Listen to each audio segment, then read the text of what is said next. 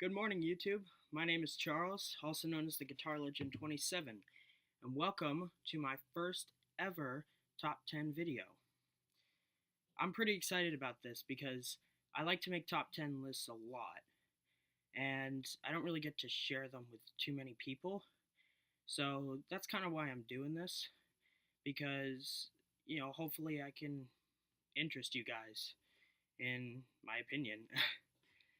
um, and I thought a good way to start would be my top 10 favorite bands because, this is a relatively new channel.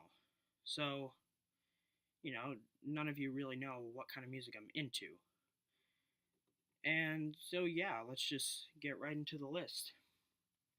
So, my number 10 spot of my personal favorite band is Judas Priest.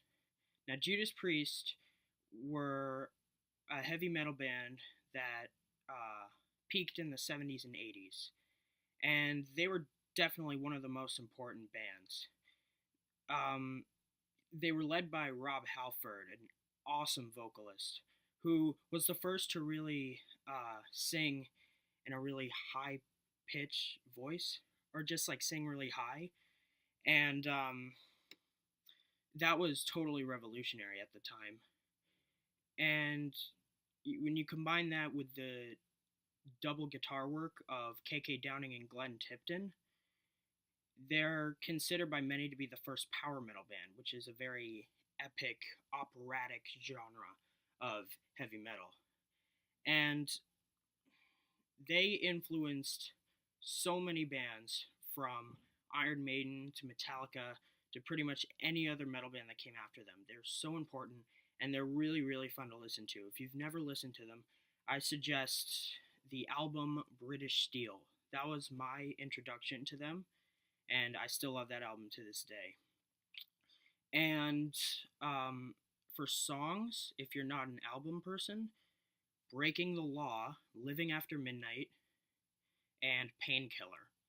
Those are the big three of Judas Priest repertoire. And then you can choose where you want to go next. I mean, music is a journey that it's all up to you. So yeah, Judas Priest number 10. And number 9 is a band called Van Halen. Van Halen is also on the hard rock side. They peaked in the 80s. They started in the late 70s, but they peaked in the 80s. And the main thing that made them stood out was Eddie Van Halen. Now, he is by far one of my all-time favorite guitar players. He didn't invent the tapping technique, but he made it more popular. And he brought it to, the mainstream. I don't know who actually started the technique. I know that Steve Hackett from Genesis did it before him, but even before that, I think there was this Spanish guitarist that originally did it from like the 50s or something.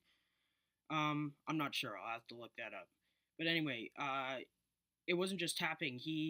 In every solo, he would combine tapping with tremolo picking and dive bombs and special effects on his guitar, and it just made the band really, really special.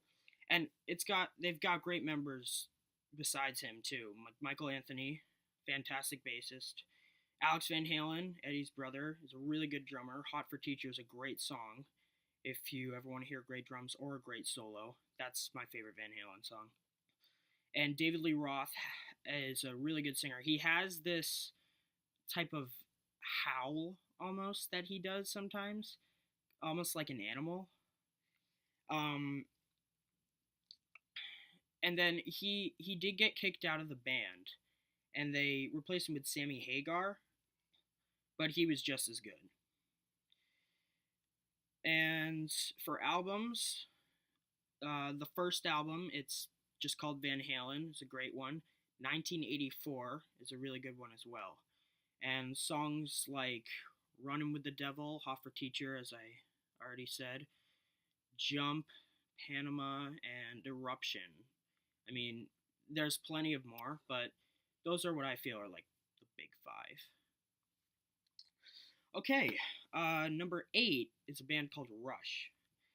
Now, Rush is really, really special because if you've never heard the band and you hear a song by them but you don't know anything about them, chances are you'll guess there's about 4 or 5 members in that band because they have a sound that's really big and epic, almost symphonic, a little bit like Judas Priest. Um, but actually, they're just a trio. It's Geddy Lee on bass, synthesizers, and vocals, Alex Lifeson on guitar, and Neil Peart on drums. And Rush was extremely important for both progressive rock and heavy metal. Now, progressive rock, for those of you who don't know, is a subgenre of rock that is really experimental and kind of odd. Like, it's not really normal. You don't really. Well, now it's a subgenre, so there's a lot of it, but it's little like there could be off tempo, or it could be off tempo, or it could just be odd key changes or chord progressions, or just really unique and unusual sounds. And Rush is one of the greatest prog bands of all time. They've gone down in history as one of the greatest prog bands. But what they did was that they bridged the gap way from classic progressive rock to prog metal. In bands like Dream Theater, Tool, Meshuggah, the Dillinger Escape Plan, Mastodon, all of those bands really owe it to Rush for introducing that heavy aspect to the progressive sound. You know it's a great band when the guitarist is the most forgotten member. And I'm not even joking. Alex Lifeson, he is a fantastic guitarist and definitely deserves a lot more credit than he already gets. But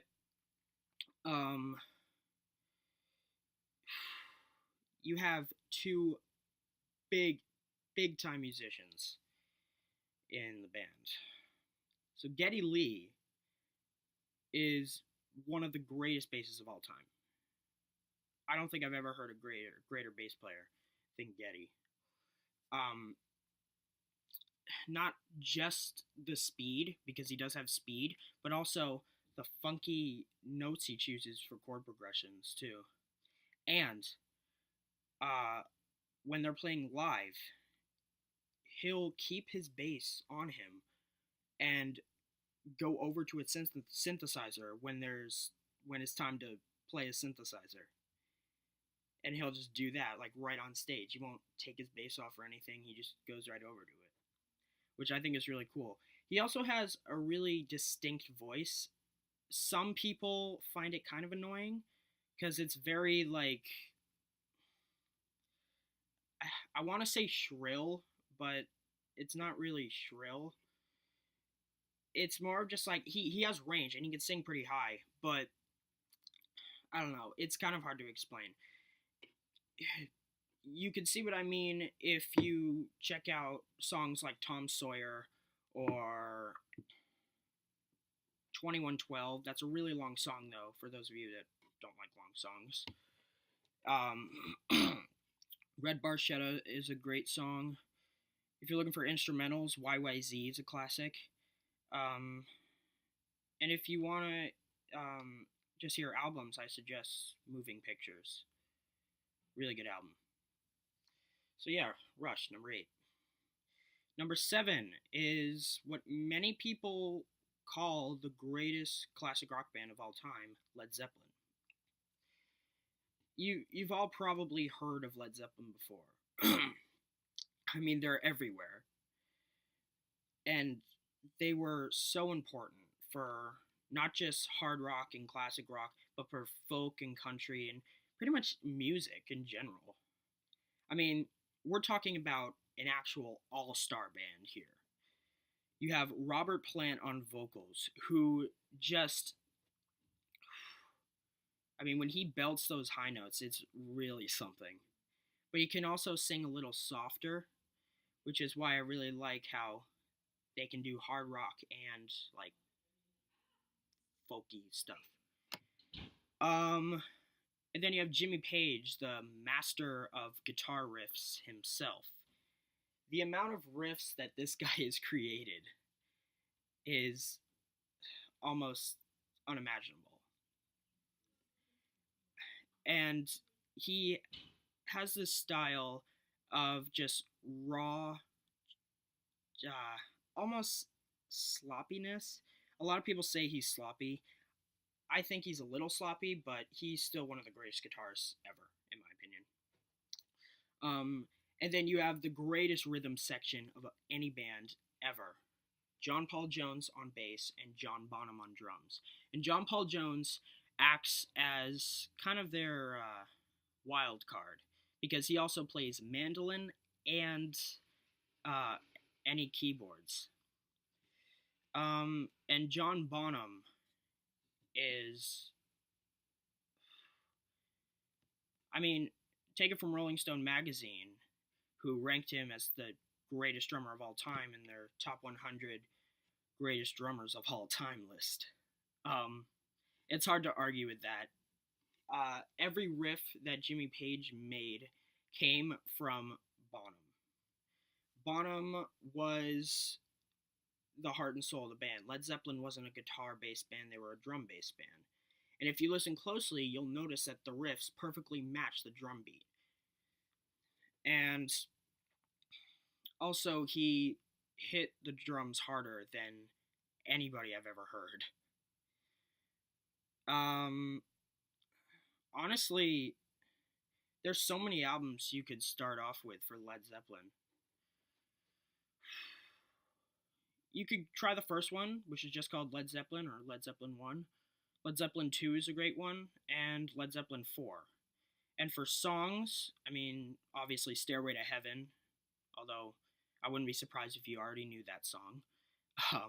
Whole Lotta Love is a classic. Heartbreaker, personal favorite of mine.